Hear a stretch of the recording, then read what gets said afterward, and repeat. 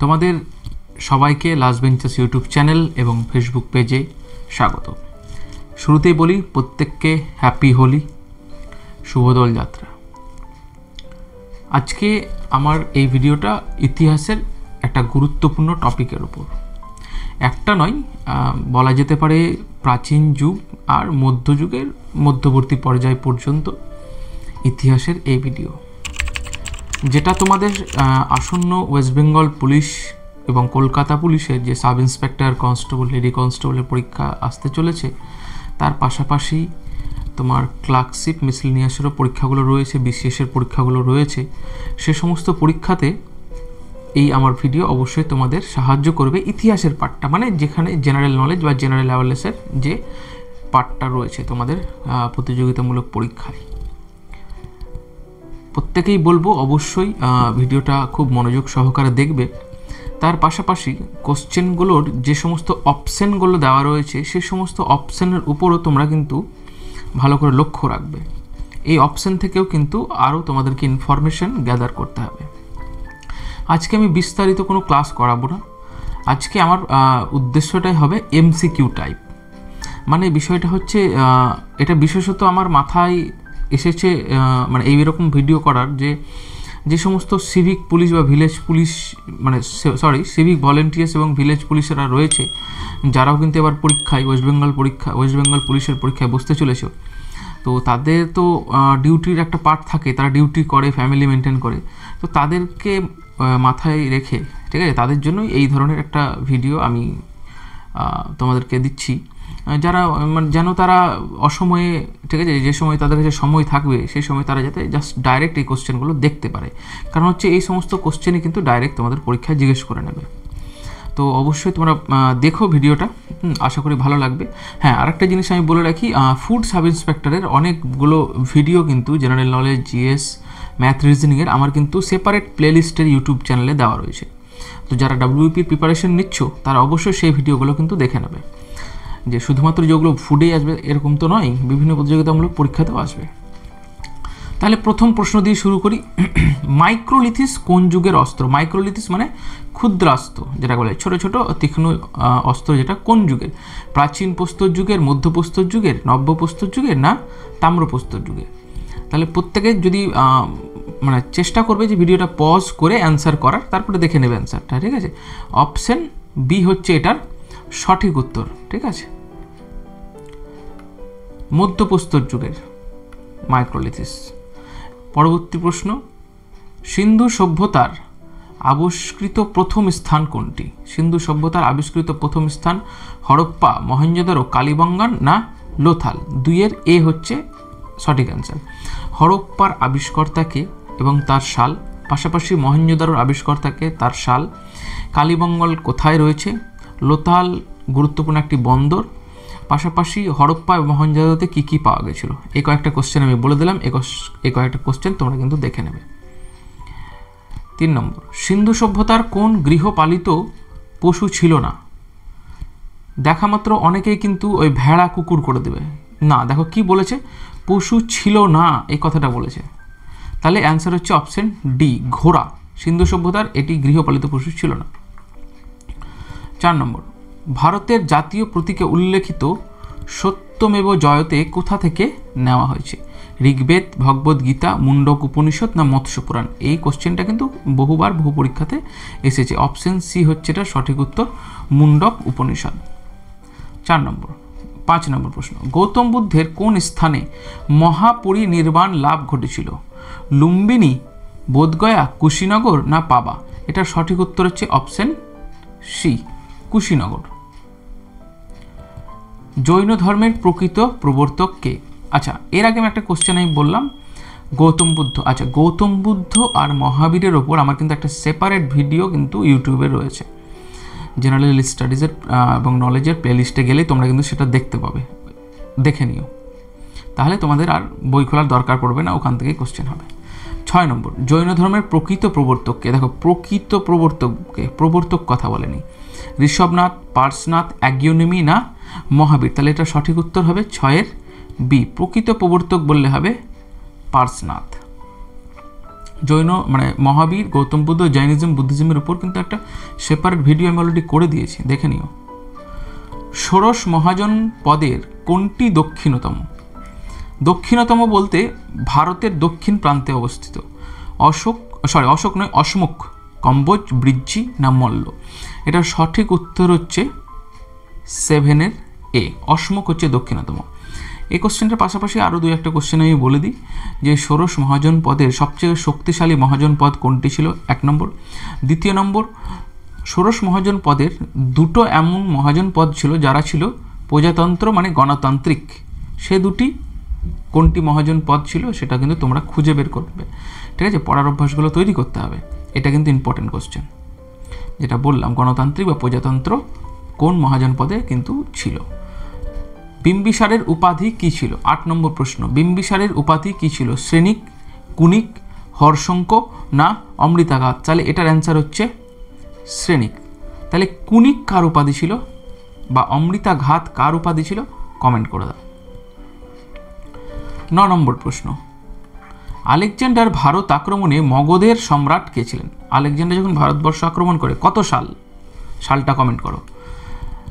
মগধের সম্রাট কে ছিলেন? ধননন্দ, কালাশোক, মহাপদ্মনন্দ না অশোক? তাহলে এটার সঠিক উত্তর হচ্ছে ধননন্দ, ঠিক আছে? মহাপদ্মনন্দরকে কি নামে ডাকা হতো? কমেন্ট করো। সম্রাট অশোকের কলিঙ্গ যুদ্ধ কত সালে হয়েছিল? কমেন্ট করো।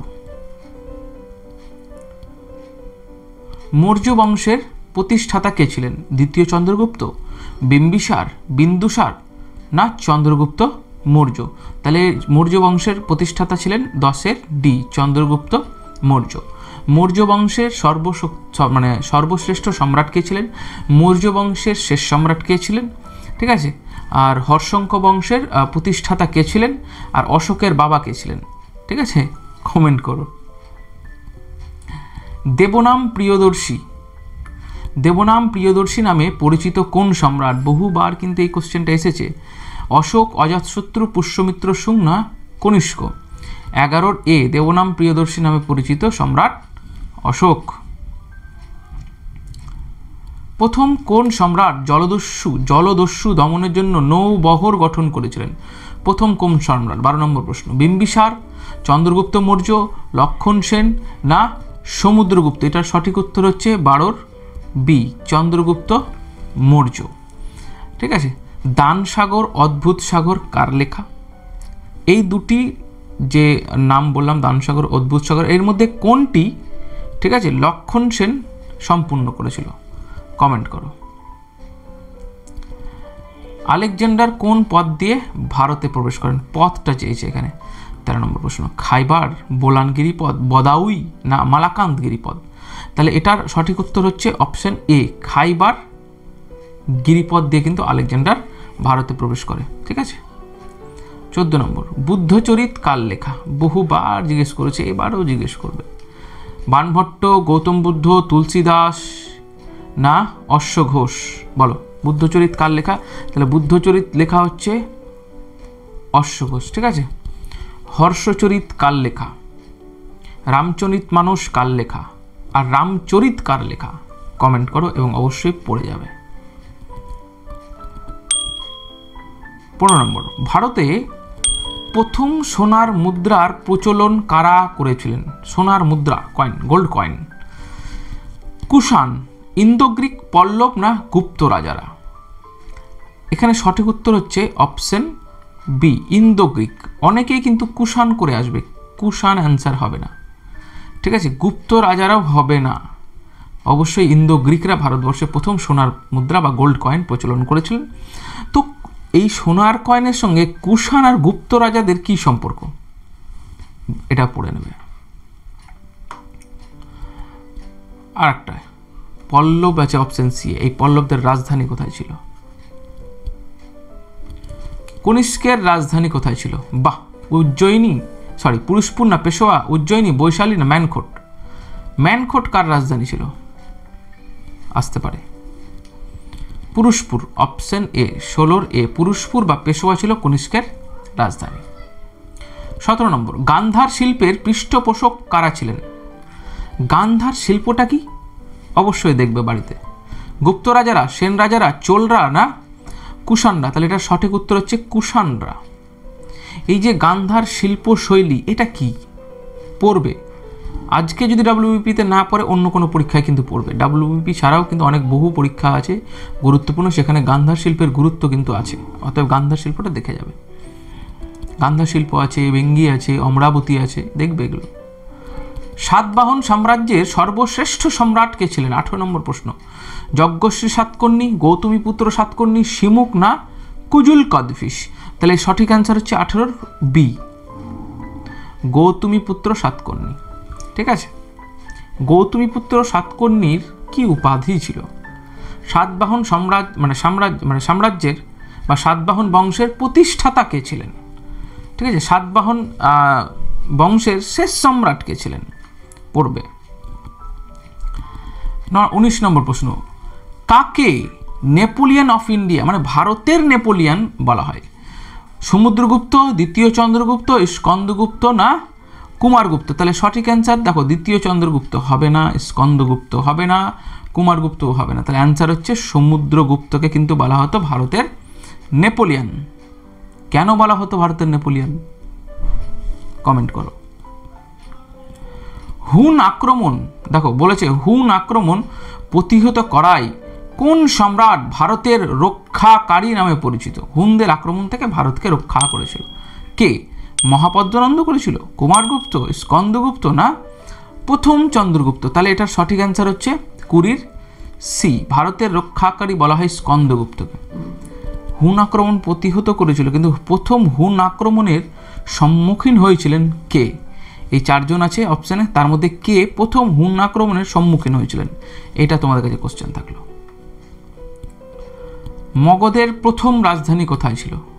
প্রথম রাজধানী মগধ। 21 নম্বর প্রশ্ন। বলো পাটালিপুত্র, কাশী, গিরিব্রজ না বৈশালী? 21-এর সি অ্যান্সার। মগধের প্রথম রাজধানী ছিল গিরিব্রজ। আচ্ছা, এই গিরিব্রজের সঙ্গে রাজগীরের কি সম্পর্ক? কমেন্ট করো। 22 সমুদ্রগুপ্তের সভাকবি কে ছিলেন? খুব ভালো প্রশ্ন, আসার মতো প্রশ্ন। 22 নম্বর বেছে বেছেই করেছি।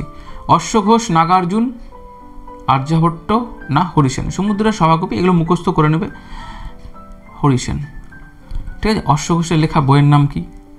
ঠিক আছে, আর আর্যভট্ট কে ছিলেন? ইনার সম্পর্কে একটু পড়ে যেও। 23 নম্বর সাতবাহনদের গুরুত্বপূর্ণ বন্দর। লোথাল তো একটা বন্দর ছিল সিন্ধু সভ্যতা, ইন্দাস ভ্যালি সিভিলাইজেশনের। তো সাতবাহনদেরও কিন্তু একটা গুরুত্বপূর্ণ বন্দর ছিল। লোথাল, কালিকট, সোপারা না তাম্রলিপ্ত? প্রথমে বলে দিলাম লোথাল হচ্ছে না, তাম্রলিপ্ত হবে না, কালিকট আর সোপারার মধ্যে হচ্ছে। ঠিক আছে, তাম্রলিপ্ত কোথাকার গুরুত্বপূর্ণ বন্দর ছিল এটাও কমেন্ট করো। অ্যান্সার হচ্ছে এখানকার অপশন সি, সোপারা। কালিকট হচ্ছে না। ঠিক আছে, অশোকের শিলালিপির পাঠোদ্ধার কে করেন? 24 নম্বর প্রশ্ন। অশোকের শিলালিপির পাঠোদ্ধার কে করেন? আলেকজান্ডার কানিংহাম, ম্যাক্স মুলার, জেমস প্রিন্সেপ না রাখাল দাস বন্দ্যোপাধ্যায়? অপশন সি হচ্ছে এর অ্যান্সার, জেমস প্রিন্সেপ। কত সালে জেমস প্রিন্সেপ অশোকের শিলালিপির পাঠোদ্ধার করেন? কমেন্ট করো। আর আলেকজান্ডার কানিংহাম কে ছিলেন? ঠিক আছে, এটাও কিন্তু তোমাদেরকে কমেন্ট করতে বলছি। এলাহাবাদ প্রশস্তি কার লেখা? 25 নম্বর প্রশ্ন। এলাহাবাদ প্রশস্তি হরিসেন, বাণভট্ট, বিশাখ দত্ত না হর্ষবর্ধন? কার লেখা বলো? এলাহাবাদ প্রশস্তি হচ্ছে অপশন এ, হরিসেনের লেখা। ঠিক আছে, হরিসেনের লেখা। বাণভট্ট, বিশাখ দত্ত, হর্ষবর্ধন না। চলো, বিশাখ দত্তের লেখা বইটির নাম। ঠিক আছে, হর্ষবর্ধনেরও লেখা বইয়ের নাম, খুব ইম্পর্টেন্ট। কততম শিলালিপিতে অশোকের কলিঙ্গ যুদ্ধের উল্লেখ রয়েছে? অশোকের তো শিলালিপি ছিল, কটা শিলালিপি ছিল? 13টা না 14টা? কমেন্ট করবে। তার মধ্যে অশোকের যে কলিঙ্গ যুদ্ধ তার বিবরণ রয়েছে। ঠিক আছে, যেখানে তিনি চণ্ডাশোক থেকে অশোক ধর্মাশোকে পরিণত হয়েছিলেন। ঠিক আছে, তো এটার 26-এর অ্যান্সার হচ্ছে অপশন ডি, 13তম শিলালিপিতে। ঠিক আছে, অশোকের কলিঙ্গ যুদ্ধের বিবরণ রয়েছে। 27 নম্বর মৌর্য বংশের শেষ সম্রাট কে ছিলেন? বহুবার পরীক্ষা এসেছে, দেখা মাত্র অ্যান্সার করে দেবে বৃহদ্রথ। ঠিক আছে, তাহলে রুদ্রদমন কোন শাখার সম্রাট ছিলেন? এটা কিন্তু পরীক্ষায় পড়বে। 28 নম্বর খুব গুরুত্বপূর্ণ প্রশ্ন, বাংলার সর্বপ্রথম স্বাধীন ও সার্বভৌম রাজা কে ছিলেন? গোপাল, ধর্মপাল, শশাঙ্ক না বিজয় সেন? তাহলে বাংলার প্রথম বা সর্বপ্রথম স্বাধীন ও সার্বভৌম রাজা ছিলেন 28-এর সি, কি বললাম, শশাঙ্ক। মাৎসন নেই, ঠিক আছে, এটা কোন সময় দেখা গেছিল? পড়ে নেবে। 29, হর্ষবর্ধনের লেখা নাটকের মধ্যে নিচের কোনটি নয়? হর্ষবর্ধনের লেখা নাটক নাগানন্দ, রত্নাবলী, গীত গোবিন্দ না প্রিয়দর্শিকা? এখানে বলেছে নয়, নয় কথাটা বলেছে। দেখো পরীক্ষাতে এই নয় কথাটার উপর গুরুত্ব দেবে, যেখানে দেখবে নয় থাকবে না, এটা নয়, এটা হবে না কোশ্চেনে, ওটাকে আগে আন্ডারলাইন করবা, দিয়ে অ্যান্সার করবে। তাহলে এখানে দেখো অপশন সি হচ্ছে অ্যান্সার। গীত গোবিন্দ কিন্তু হর্ষবর্ধনের লেখা নাটক নয়। তাহলে গীত গোবিন্দ কে লিখেছিলেন? আসবে পরীক্ষায়। এটা আমার শেষ প্রশ্ন আজকের এই ভিডিওর। 30 নম্বর, সন্ধ্যাকর নন্দী কোন যুগের শ্রেষ্ঠ কবি ছিলেন? সন্ধ্যাকর নন্দী পাল যুগের, সেন যুগের, গুপ্ত যুগের না মৌর্য যুগের? তাহলে দেখো সেন হবে না, গুপ্তও হবে না, মৌর্য যুগও হবে না। তাহলে এটা হচ্ছে সন্ধ্যাকর নন্দী ছিলেন 30-এর এ, পাল যুগের শ্রেষ্ঠ কবি। তাহলে আজকের মতো আমি তোমাদেরকে বিদায় জানাচ্ছি। সঙ্গে থেকেও প্রচুর ভিডিও আসবে আমার লাস্ট বেঞ্চার্স ইউটিউব চ্যানেল এবং ফেসবুক চ্যানেলে। আমি কোনো রকম মানে একদম বেশি খুব একটা যে আলতু ফালতু প্রশ্ন এনে আমি আমার ভিডিওতে দিয়ে দেব, এরকম আমি কোনো মতেই করব না। সময় লাগতে পারে লাগুক, কিন্তু যেটা ইম্পর্টেন্ট, যেটা পরীক্ষায় আসার মতো, সেটাই আমি দেব। ইতিহাস নিয়ে অনেকে আমাকে ব্যক্তিগতভাবে রিকোয়েস্ট করেছিল যে স্যার একটু ইতিহাসের পার্টটা একটু দেখিয়ে দেবেন, কারণ ইতিহাস একটা কিন্তু গুরুত্বপূর্ণ ভূমিকা পালন করে যে কোনো প্রতিযোগিতামূলক পরীক্ষার ক্ষেত্রে। তো আমি চেষ্টা করব অবশ্যই তোমাদের পাশে থাকার, এবং ইতিহাসের আরও কয়েকটা ভিডিও, তোমাদের পুরো ইতিহাসটারই আমি ভিডিও দিয়ে দেবো এমসিকিউ আকারে। আর যে জায়গাগুলো বোঝাবার আছে সেগুলো আমি বুঝিয়ে তোমাদের কিন্তু ক্লাসগুলো করিয়ে দেবো। তো সঙ্গে থেকেও সবাইকে লাস্ট বেঞ্চার্স ইউটিউব চ্যানেলের পক্ষ থেকে আমি পরীক্ষিত স্যার নমস্কার জানাচ্ছি। হ্যাপি হোলি।